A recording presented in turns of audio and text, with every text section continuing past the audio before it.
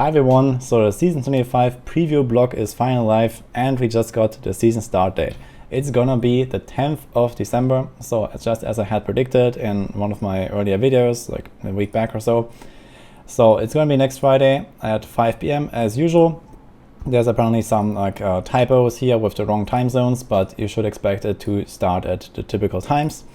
And there are also some spicy nerfs to some of the soul shards. So there are some last minute adjustments to the power level of the season theme, and I want to put that a little bit into perspective. So if you have been following the season 25 updates, then you know that the soul shards are incredibly powerful. They are much more powerful than the ethereals in season 24.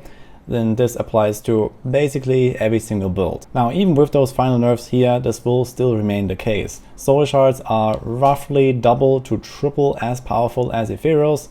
Usually you get something like a ×2, ×3 or so damage buff from ethereals.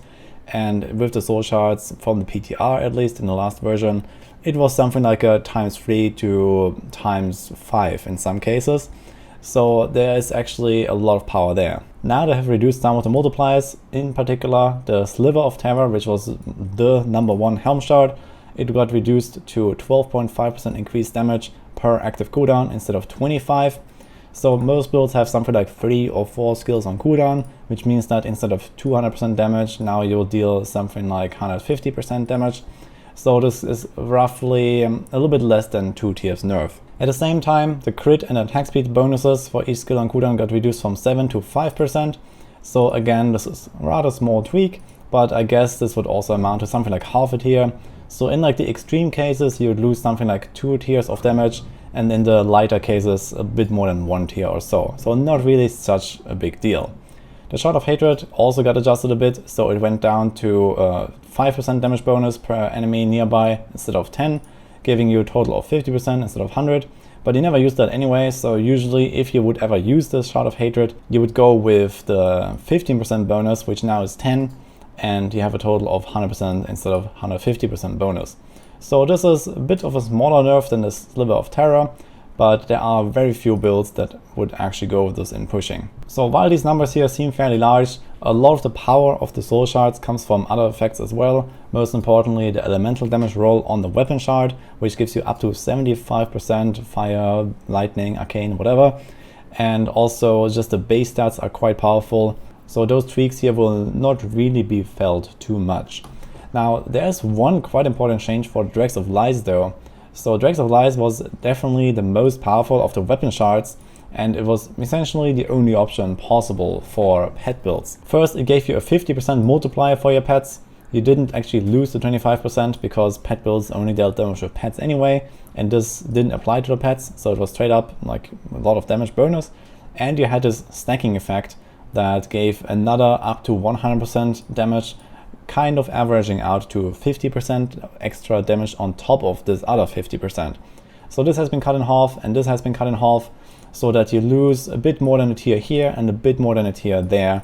So the pet builds, on top of the power loss from the Helm Shards, like around 2 tiers, you got another around 2 to 2.5 tiers loss from the Dregs of Lies. And this is actually quite important, because this affects basically all the top builds in the game. So there is the Inner first and foremost, there's the Red Runs, there is the Marauder, there is LOD Breath of Light. All these builds used Dregs of Lies, and now there is actually a bit more competition between pet builds and non-pet builds at the top of the tier lists. So tuning down the Dregs of Lies was definitely the right choice in my opinion, and there might actually be some pet builds where going with another soul shard in the weapon might be the right choice now.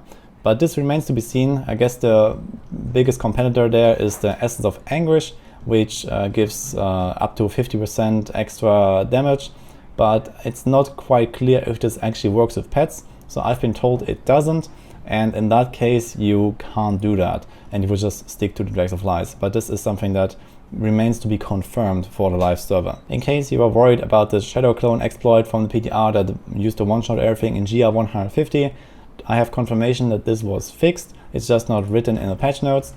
And also finally there is the little buff to Arachyr, so this went to 25,000% creature damage instead of 17,500, which is roughly a 2 tiers buff. So in the grand scheme of things, Arachyr gains a bit more than other builds, but it also loses a bit from this Dregs of Light change, which you were using with the Corpse Spiders.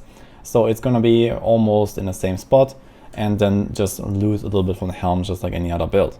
An added advantage here is that something like Arachyr Firebats, in case you want to play that, is a bit stronger now, and also, for example, something like a T16 Locust Storm build also remains quite doable.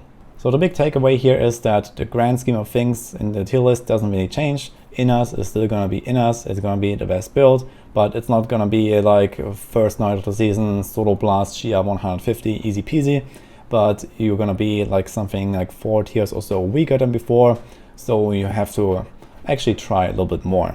In any case, the power loss will be felt a little bit, but it is still an overall huge improvement over Season 24. So the meta is gonna be insane. We're gonna be speed farming 150s like basically never before, and people are gonna do 150 with every class, with almost every set, in fact, even with those slightly tuned down soul shards.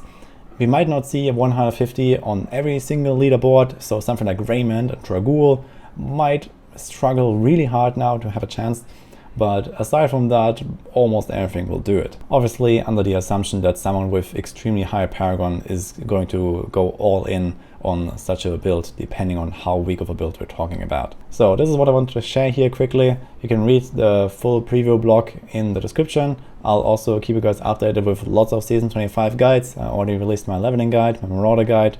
Some other stuff is coming, so I'll post a lot of stuff in the next few days. And obviously on Maxwell, we'll keep you guys updated as well. We are in the process of updating everything right now, and we are almost done. So you're gonna see that in the next few days, in time for Season 25 launch. Personally, I think it's gonna be great, and I hope you're also looking forward to it. So this is it for now. Hope you enjoyed it, and I'll see you guys next time.